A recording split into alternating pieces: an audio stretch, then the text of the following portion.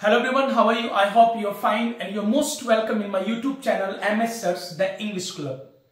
Dear students, Hindi का crash course चल रहा है। अभी तक हिंदी में मैंने आप लोगों को 2 क्लास दिया है। पहला क्लास में हम लोगों ने भाषा, व्याकरण तथा वर्ण के बारे में जाना। फिर हमारा दूसरा क्लास हुआ। दूसरा क्लास में हम लोगों ने शब्द के बारे में जाना। आज हिंदी का हमारा तीसरा क्लास है। जी हां, आज के क्लास में हम लोग शब्द रचना के बारे में जानेंगे, वर्ड फॉर्मेशन के बारे में जानेंगे। हिंदी का क्लास बहुत ही ज्यादा इंपॉर्टेंट है आपके लिए। याद रहे, एग्जाम बहुत नजदीक है, समय बहुत कम है, तो आपको अब ज्यादा पढ़ाई पर थोड़ा ज्यादा फोकस करना होगा।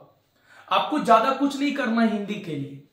हिंदी के लिए बस आपको इतना करना है कि आप जो मेरा क्लास देखते हो शुरू से अंत तक बस ईमानदारी से देख लो। एक बार जो आपने शुरू किया, शुरू से अंत तक ईमानदारी से आप देख लो, आपका काम हो जाएगा। क्योंकि हिंदी हमारा बपोती भाषा है। याद रहे, हिंदी में ज्यादा दिमाग लगाने की, ज्यादा माथा लगाने की जरूरत नहीं है। हिंदी को हम लोग बचपन से जानते हैं, समझते हैं। हिंदी को हम लोग महसूस करते हैं, फील करते हैं। इसलिए हिंदी में ज्यादा दिमाग नहीं लगाना है। बस शुरू से अंत तक क्लास को देख लो, मुझे विश्वास है अपने आप सब चीज आपको याद रहेगा। हाँ, बात अगर इंग्लिश की करें तो उसमें माथा लगाना पड़ता है, क्योंकि वो हमारा भाषा नहीं है। बचपन से हमने उस भाषा के साथ नहीं खेला है, उस भाषा को हमने फील नहीं किया है। लेकिन हिंदी जो है, हिंदी हमारे दिमाग में नहीं, दिल तक है। याद रहे, दिल तक पहुंचता है। तो हिंदी को हम फील कर सकते हैं, महसूस कर सकते हैं। तो हिंदी हमारे लिए बहुत ज्यादा आसान है। बस शुरू से अंत तक क्लास में अच्छे से बने रहिए, आपको सब समझ में आएगा। ठीक है, चलिए विदाउट डिले हम लोग क्लास को स्टार्ट करते हैं। आज का जो हमारा हिंदी में टॉपिक है, टॉपिक का नाम है शब्द रचना। जी हां, वर्ड फॉर्मेशन।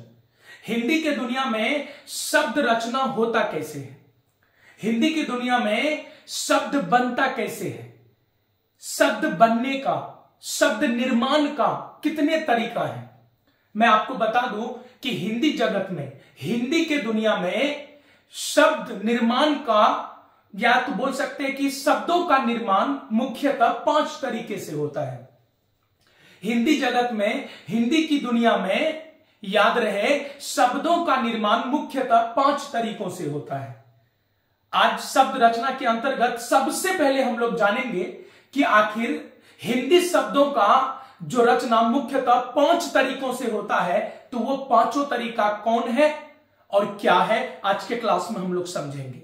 जैसा कि आप सभी बोर्ड में देख पा रहे हैं, है ना, हमारा टॉपिक है शब्द रचना, वर्ड फॉर्मेशन। जी हां, हमने लिखा हिंदी शब्दों की रचना मुख्यतः 5 प्रकार से होती है। कितने प्रकार से? 5।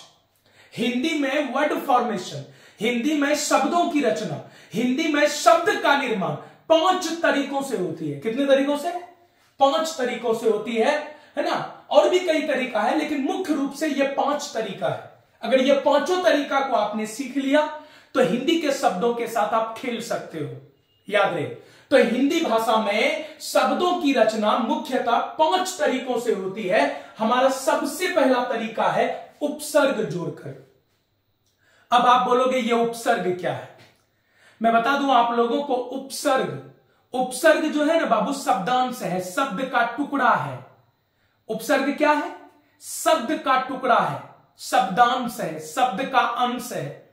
तो शब्द का ऐसा टुकड़ा जो मूल शब्द से पहले आकर उस शब्द के रूप को बदल देता है, अर्थ को बदल देता है, उसी को हम लोग क्या बोलते हैं? उपसर्ग बोलते हैं। तो याद रहे, हिंदी में शब्दों का निर्माण मुख्यतः 5 तरीकों से होता है, 5 प्रकार से होता है। पहला प्रकार है उपसर्ग जोड़कर। क्या जोड़कर? उपसर्ग।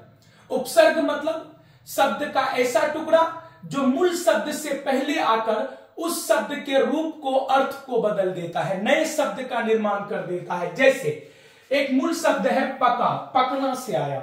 एक मूल शब्द है पका, ये कहां से आया? पकना से। पकना से आया पका, ये मूल शब्द है। इस शब्द में एक शब्दांश, शब्द का अंश जोड़ दिया गया, अध। अब ये बन गया अधपका। क्या बन गया? तो देखिए, पका पकना से आया, पकना एक अलग चीज है, अध, अध मतलब आधा। तो पकना अलग चीज है, आधा अलग चीज है। लेकिन जब ये दोनों जुड़ गया, बन गया अधपका, तो आधा पका हुआ। तो यकीन मानिए किसी भी मूल शब्द में उससे पहले कोई शब्द का टुकड़ा आकर उसके रूप को और अर्थ को बदल दे, उसी को क्या बोलते हैं? उपसर्ग। तो उपसर्ग का प्रयोग कर शब्दों का निर्माण होता है। ये एक तरीका है, बहुत ही सुंदर तरीका है, इसका नॉलेज सबके पास होनी चाहिए। इसको हम लोग आगे डिटेल से जानेंगे। चलिए, दूसरा तरीका है बाबू प्रत्यय जोड़कर। अब आप बोलोगे ये प्रत्यय क्या है? तो प्रत्यय भी शब्द का टुकड़ा है, शब्दांश है, लेकिन याद रहे ये मूल शब्द के अंत में आता है।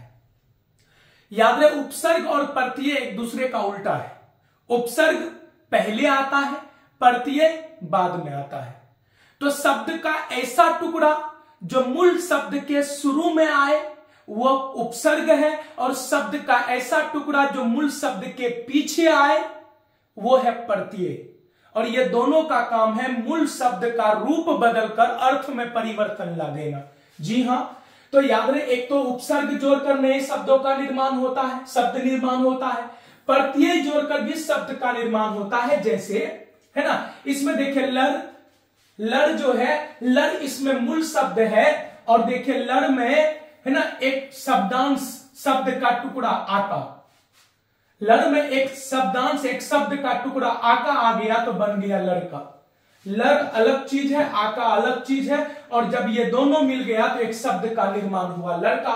तो याद रहे मूल शब्द के अंत में आया ये शब्द का टुकड़ा, इसी को बोलते हैं प्रत्यय। मूल शब्द के पहले आया अध, इसको बोलते हैं उपसर्ग। तो याद रहे उपसर्ग जोड़कर या प्रत्यय जोड़कर शब्द का निर्माण होता है। शब्द निर्माण का ये दो बेहतर तरीका है। इसके अलावा समास, याद रहे शब्द निर्माण, हिंदी में शब्दों का निर्माण 5 प्रकार से होता है। एक उपसर्ग जोड़कर, दूसरा प्रत्यय जोड़कर, तीसरा समास द्वारा। अब भाई ये समास क्या है? तो समास के बारे में हम लोग आगे डिटेल में पढ़ेंगे, लेकिन याद रहे जब दो शब्द जुड़कर एक नए शब्द का निर्माण करता है, जब दो शब्द जुड़कर एक नए शब्द का निर्माण करता है तो उसको हम लोग क्या बोलते हैं? समास। शब्दों के मेल को समास बोलते हैं। किसके मेल को? शब्दों के। जैसे देखिए राजा, राजा बाबू एक शब्द है, गोटा शब्द है, परिपूर्ण शब्द है। महल भी एक पूर्ण शब्द है। तो जब दो पूर्ण शब्द मिलकर है ना एक नए शब्द का निर्माण करे, वही क्या है? समास है। तो याद रहे राजा और महल ये दोनों अगर मिल गया तो बना क्या? राजमहल। तो देखिए दो शब्दों के मेल से जो अगला शब्द का निर्माण हो वो क्या हो जाता है? समास।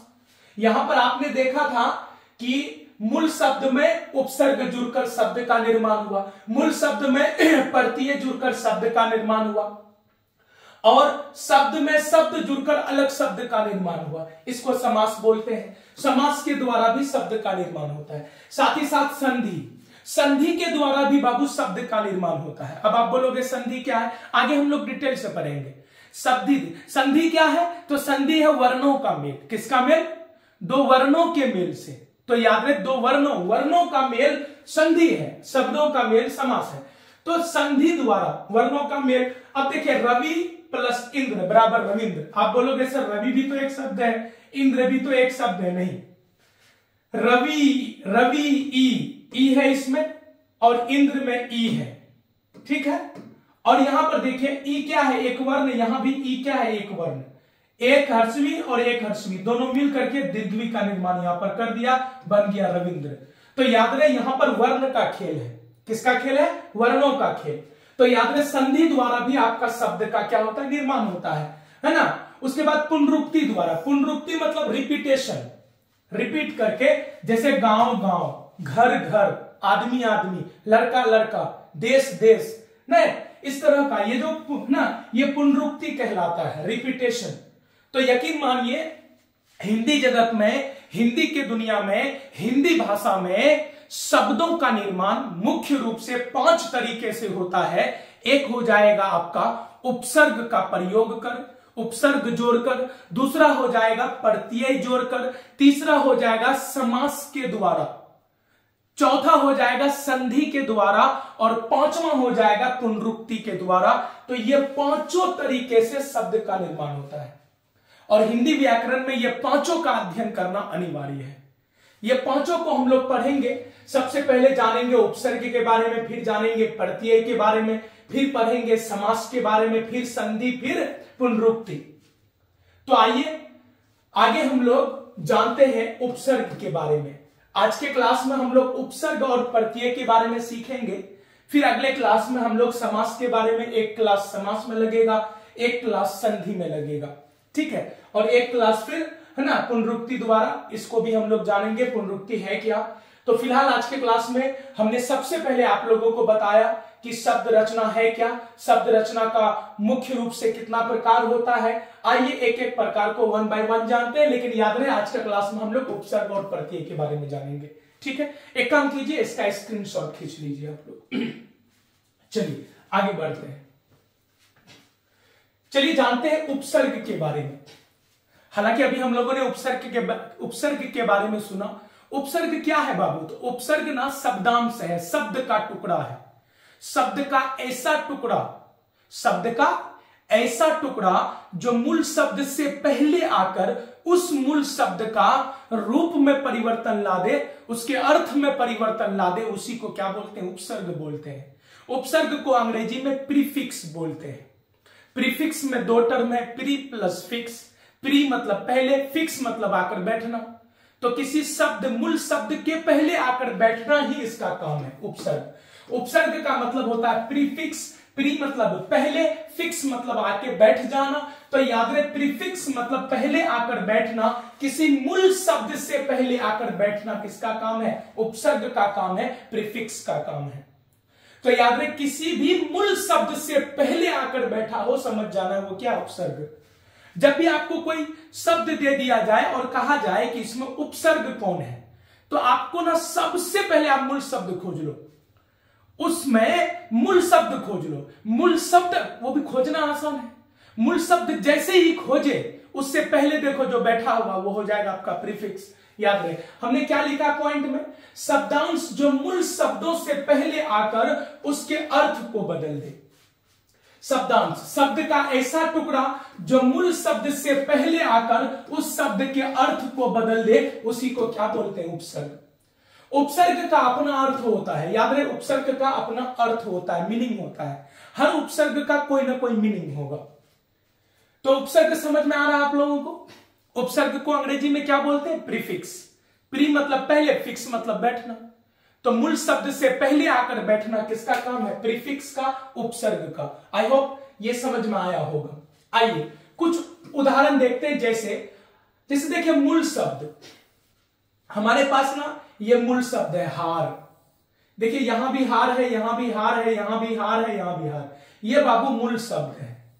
हार क्या है यहां पर? मूल शब्द। लेकिन इस मूल शब्द में अलग अलग उपसर्ग आकर इसके रूप को और अर्थ को कैसे बदलता है, आइए देखते हैं। हार, हार में प्र लग गया तो बन गया प्रहार। हार में, हार मूल शब्द है, हार में उपसर्ग प्रीफिक्स प्र लग गया तो बन गया प्रहार। अर्थ भी बदल गया, चोट पहुंचाना। देख रहे हैं? तो हार हमारा क्या है? मूल शब्द है। इसी मूल शब्द के पहले, है ना, प्रीफिक्स, प्री मतलब पहले, फिक्स मतलब बैठना, मूल शब्द के पहले आकर बैठ रहा है। तो हार से पहले प्रीफिक्स उपसर्ग क्या है? प्र। तो हार में प्र लगा तो क्या बन गया? प्रहार। प्रहार का मतलब हो गया चोट पहुंचाना। अब देखिए, मूल शब्द अब भी मेरा हार है, हमने इसमें लगा दिया उप, प्रीफिक्स है ना, उपसर्ग क्या लग गया? उप, उपहार। तो इसका मतलब हो गया, देखिए हार में उप लगा दिए उपसर्ग तो बन गया उपहार। उपहार का मतलब क्या हो गया? भेंट। देखिए शकल भी बदल गया, अर्थ, रूप भी बदल गया, अर्थ भी बदल गया। उसी तरह हार में आ लगा दिए, बन गया आहार। आहार मतलब भोजन, है ना। हार में देखिए सम लगा दिए, ये सम क्या? उपसर्ग, तो हो गया संहार का मतलब होता नाश, विनाश। आपने एक चीज देखा, मूल शब्द देखिए टोटल का एक ही है, हार हार हार हार। मूल शब्द टोटल का एक ही है, लेकिन अलग अलग उपसर्ग आकर, अलग अलग उपसर्ग आकर इसके रूप को भी बदल रहा है, इसके अर्थ को भी बदल रहा है। तो याद रही, ये जो उपसर्ग होता है ना बाबू, इसका अपना अर्थ होता है, इसलिए मूल शब्द से पहले आकर रूप भी बदल रहा है और अलग अलग उसका मीनिंग भी निकल रहा है। याद रखेंगे, ये हार मूल शब्द है, इस मूल शब्द से पहले प्र आया, उप आया, आ आया, सम आया, यही क्या है, क्योंकि मूल शब्द से पहले आकर बैठा है इसलिए ये प्रीफिक्स है, अर्थात क्या है, ये उपसर्ग है। नोट में लिखा हुआ है कि उपसर्ग से नए शब्द की उत्पत्ति होती है। बिल्कुल, आपके पास शब्द था हार, प्र लग दिया, नया शब्द बना प्रहार।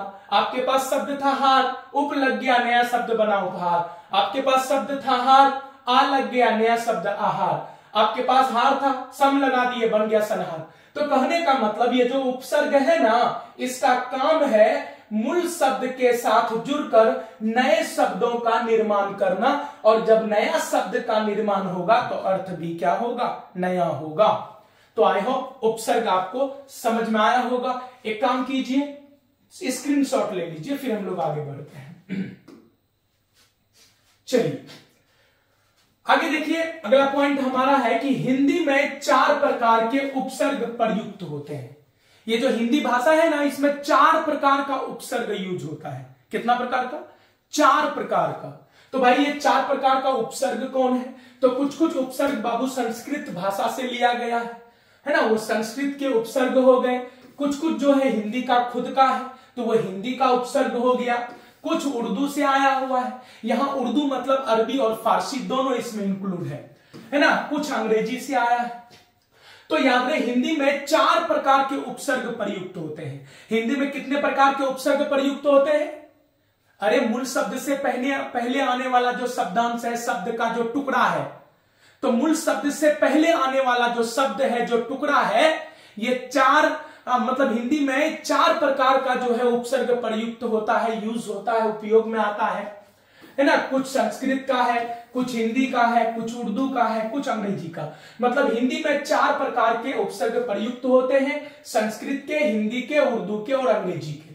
आइए सबसे पहले हम संस्कृत के बारे में बात करते हैं। संस्कृत के उपसर्ग, संस्कृत का 22 उपसर्ग लगभग कहां यूज होता है?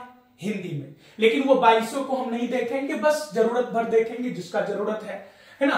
ये जो अति है ना बाबू, ये अति संस्कृत का उपसर्ग है, ठीक है। ये जो अति है, ये जो शब्दांश है, ये जो शब्द का टुकड़ा है, ये संस्कृत भाषा का है। अति का मतलब अधिकता या सीमा का उल्लंघन।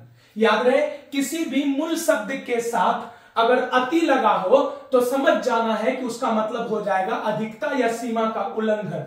जैसे अतिरिक्त, अतिरिक्त मतलब रिक्त से अधिक, रिक्त से अधिक मतलब जितना जगह है, जितना जरूरत है उससे ज्यादा। तो अतिरिक्त का मतलब होता है जरूरत से ज्यादा। Any problem? तो अधिकता का अति आकर के अधिकता का अर्थ दे दिया। अत्याचार, अति मतलब क्या होता है? अधिकता, है ना, या सीमा का उल्लंघन। और आचार मतलब क्या होता है? व्यवहार। तो व्यवहार का सीमा का उल्लंघन अत्याचार, है ना। इसका मतलब हो जाएगा अत्याचार, हो जाएगा गलत व्यवहार हो जाएगा। तो याद रहे, अति जो है संस्कृत का उपसर्ग है, यह अर्थ देता है अधिकता या सीमा का उल्लंघन। अति से बना जैसे अतिरिक्त या अत्याचार। अगला अधि, ये अधि भी जब उपसर्ग है, ये अधि उपसर्ग है, ये भी बाबू संस्कृत भाषा का उपसर्ग है ना। अधि का मतलब ऊपर या प्रधान होता है, जैसे अधिराज, अधिकरण, ठीक है, अधि से ही बना हुआ है। उसी तरह अब ये भी संस्कृत का उपसर्ग है।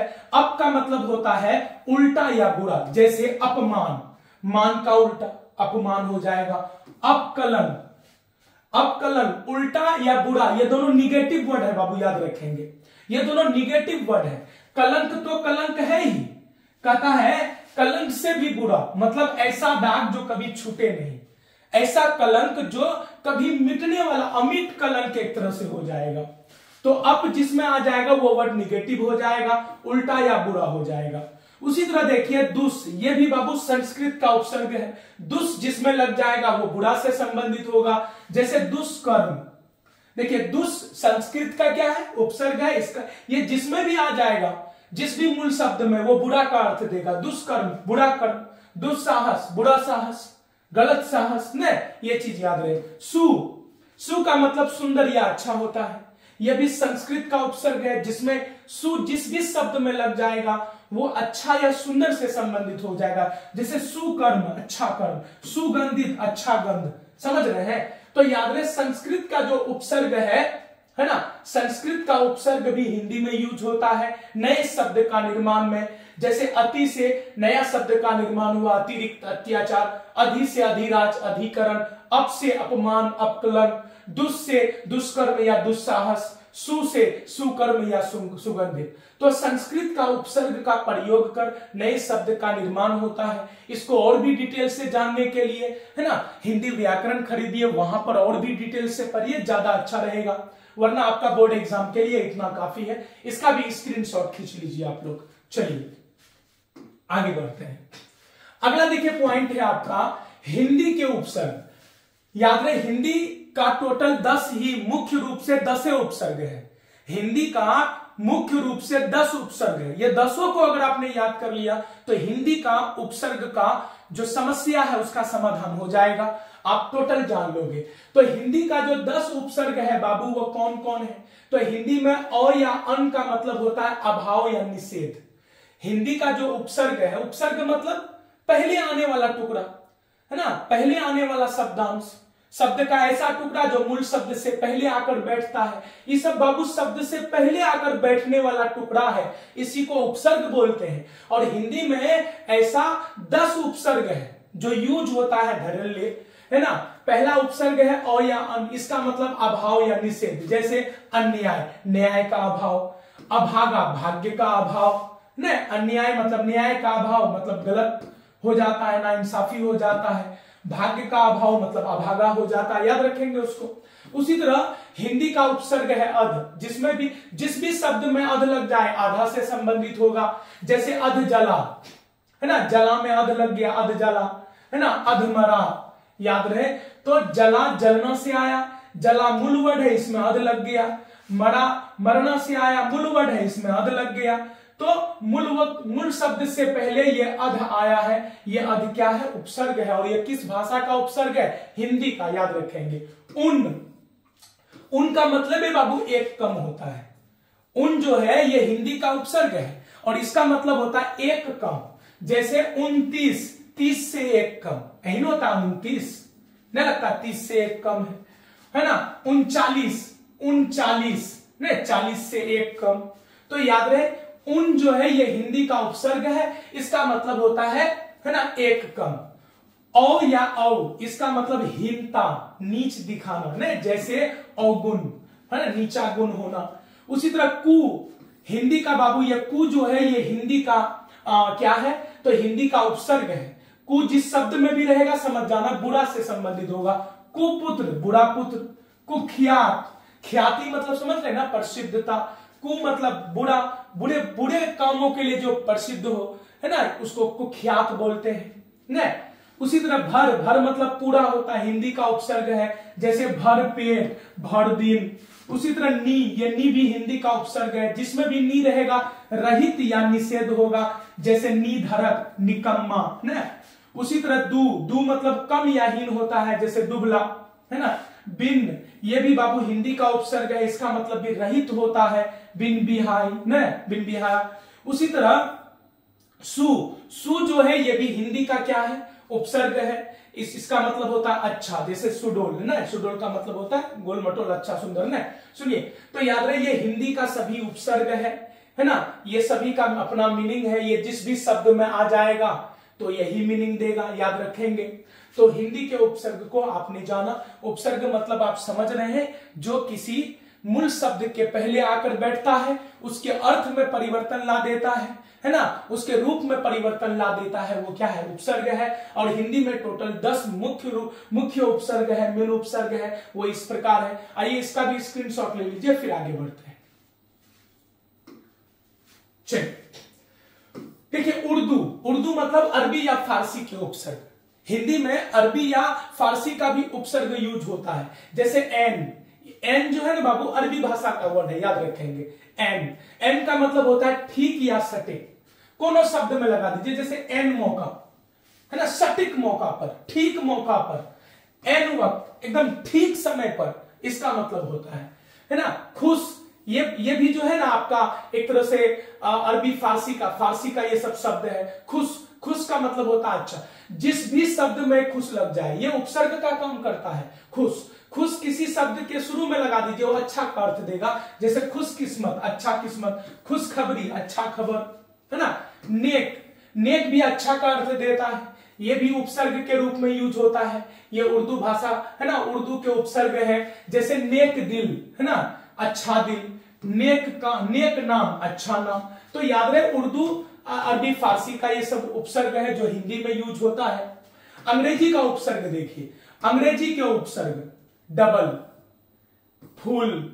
डबल का मतलब दो गुना ना, जैसे डबल रोटी, हम तो डबल रोटी खा लिए ना, डबल नाश्ता किए हम, तो रोटी नाश्ता से पहले ये डबल आकर उपसर्ग बनकर पहले बैठकर, है ना, देखेगा उसके अर्थ में परिवर्तन ला देता है। तो डबल, फुल नहीं बोलते हैं, फुल कुर्ता, फुल जूता। तो कहने का मतलब ये अंग्रेजी का क्या है, उपसर्ग है।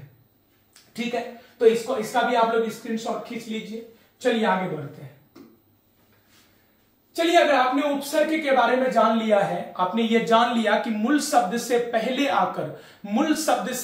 आकर शब्द के अर्थ में परिवर्तन लाने वाला, रूप में परिवर्तन लाने वाला ही क्या है, उपसर्ग है। मतलब उपसर्ग जब भी आपको ढूंढने के लिए बोला जाए, उपसर्ग जब भी आपको खोजने के लिए बोला जाए, मुझे विश्वास है कि अगर आप मूल शब्द को खोज लोगे तो उपसर्ग अपने आप निकल जाएगा। याद रहे, मूल शब्द को खोजना है। आइए, हमारे समक्ष कुछ प्रॉब्लम है ना। एग्जाम आइडिया, एग्जाम में ऐसे ही पूछेगा। पहला प्रश्न है अभिनंदन। अभिनंदन शब्द में निहित उपसर्ग, ये जो बाबू अभिनंदन शब्द है ना, इस अभिनंदन शब्द में उपसर्ग कौन है, बताइए। चलिए कमेंट्स के माध्यम से आप लोग बताइए कि अभिनंदन में उपसर्ग है कौन। उपसर्ग मतलब मूल शब्द से जो पहले आएगा। मतलब अभिनंदन में हमको बताइए कि मूल शब्द कौन है। जी हां, अभिनंदन में नंदन जो है ना, नंदन ये मूल शब्द है, नंदन। और इस नंदन से पहले आकर बैठा है, फिक्स हुआ है अभी, तो यही अभी क्या है, प्रीफिक्स है। नंदन में अभी लगा तब अभिनंदन हुआ है। तो याद रहे, है ना, अभिनंदन का जो प्रीफिक्स है, जो उपसर्ग है, वो कौन है, अभी है। चलिए अगला देखिए, अगला प्रश्न आपके समक्ष है कि अवचेतन। अवचेतन में, अवचेतन शब्द में कौन सा उपसर्ग है। मूल शब्द पहले खोज लीजिए। इसमें मूल शब्द अवचेतन, नहीं लगता चेतन मूल शब्द है। चेतन, चेतन एक गोटा वर्ड है, चेतन मूल शब्द है। इसी में पहले आकर बैठा है अव, अर्थात ये अव क्या हो गया, आपका उपसर्ग हो गया। अगला प्रश्न, स्वागत। स्वागत में कौन सा उपसर्ग है। आपने पढ़ा होगा सु प्लस आगत, सु प्लस आगत बराबर स्वागत होता है। जी हां, तो सु प्लस आगत बराबर स्वागत होता है। तो सु प्लस आगत, इसमें एक्चुअली आगत जो है ना बाबू, ये मूल शब्द है, इसलिए इसका उपसर्ग क्या है, सु। सु प्लस आगत बराबर स्वागत। अगला, विज्ञान में कौन सा उपसर्ग है, बताइए। विज्ञान, विज्ञान में एक बात बताइए, विज्ञान में मूल शब्द कौन है। विज्ञान, ज्ञान। जी हां, ज्ञान मूल शब्द है। ज्ञान से, मूल शब्द से पहले वी आकर लगा है, तो ये वी क्या हो जाएगा, उपसर्ग हो जाएगा। बहुत आसान है यार, है ना। अगला, किस शब्द में उपसर्ग का प्रयोग हुआ है। ये चारों में किस में उपसर्ग का प्रयोग हुआ है, चलिए देखते हैं। भुलक्कर, भुलक्कर, भूलना, इसमें मूल शब्द शुरुए में है, सब शुरू में है। शुरू में जो है कोई शब्दांश नहीं है, ये नहीं होगा। खिलौना, खेलना, मूल शब्द शुरू में है। खिलाड़ी, खेलना, खेल, खेल शुरू में है मूल शब्द। प्रहार, है ना, प्रहार, हार देखिए मूल शब्द है और इससे पहले प्र आया है, तो यही प्र जो है बाबू क्या है, उपसर्ग। तो याद रहे किस शब्द में उपसर्ग का प्रयोग हुआ है, तो डी नंबर, प्रहार में। बाकी किसी में नहीं हुआ है। तो आई होप समझ में आया होगा ये उपसर्ग है क्या। चलिए, अगर हमने उपसर्ग को जान लिया है तो लगे हाथ प्रत्यय को भी जानते हैं, क्योंकि दोनों एक दूसरे का ऑपोजिट है। ठीक है, उपसर्ग अगर आपको समझ में आ गया तो प्रत्यय आसान है, क्योंकि मूल शब्द से पहले आना वो उपसर्ग है, और मूल शब्द के बाद में चले जाना, बाद में आना, वो क्या है, प्रत्यय है। आइए प्रत्यय के बारे में जानते हैं। प्रत्यय। जी हाँ, इसको सफिक्स बोलते हैं। हमने क्या लिखा? शब्दांश जो मूल शब्द के अंत में आकर शब्द का रूप बदल देता है। शब्द का ऐसा टुकड़ा जो मूल शब्द के बाद में उसके अंत में आकर उसके रूप को बदल दे, उसी को क्या बोलते हैं? प्रत्यय। ये जो है उपसर्ग का उल्टा है। प्रत्यय का कोई निश्चित अर्थ नहीं होता, उपसर्ग का निश्चित अर्थ होता है, लेकिन प्रत्यय का कोई निश्चित अर्थ नहीं होता है, याद रखेंगे।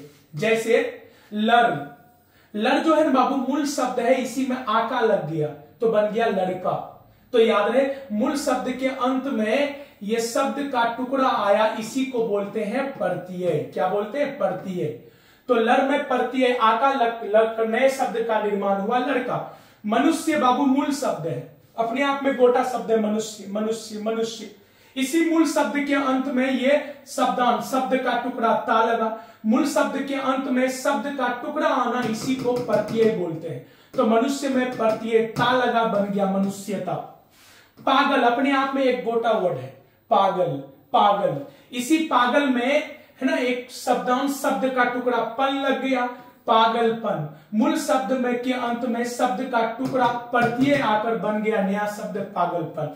तो किसी भी मूल शब्द के अंत में शब्दांश, किसी भी मूल शब्द के अंत में जो शब्द का टुकड़ा आकर उसके अर्थ में या बोल सकते हैं उसके रूप में जो परिवर्तन लाता, उसी को क्या बोलते हैं हम लोग जी?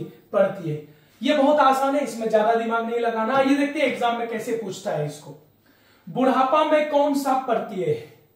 बुढ़ापा में कौन सा प्रत्यय है? बुढ़ापा, बुढ़ापा। एक काम करें, यहां भी मूल शब्द खोजिए। उपसर्ग और प्रत्यय जब भी खोजना हो मूल शब्द खोज लो, मूल शब्द खाली ढूंढ लो, जो रेस्ट बचा वही होगा आपका। मूल शब्द खोजिए, पहले लगा हुआ है जो है वो उपसर्ग हो जाएगा और बाद में जो लगा हुआ वो प्रत्यय है ना। बुढ़ापा में कौन सा प्रत्यय? बुढ़ापा में मूल शब्द क्या होगा? बूढ़ा। याद रहे मूल शब्द है इसका बूढ़ा, बूढ़ा बूढ़ा। बूढ़ा में लगा है पा, बूढ़ा पा, बूढ़ा में पा लगा, ये पा ही प्रत्यय है, याद रखेंगे। है ऑप्शन में बी हो जाएगा। अगला, लुटेरा में कौन सा प्रत्यय है? लुटेरा है ना, लुटेरा। एक चीज बताएं, लुटेरा का मूल शब्द ढूंढो। लुटेर नहीं होता है, लूट, लूट प्लस एरा, लूट प्लस एरा बराबर लुटेरा। तो इसमें बाबू लूट जो है ना, लूट ये मूल शब्द है, ए बराबर ए होता है, एरा किस कहां है देखो, ये आपका आंसर होगा है ना। लुटेरा में कौन सा प्रत्यय है? तो एरा है, याद रखेंगे।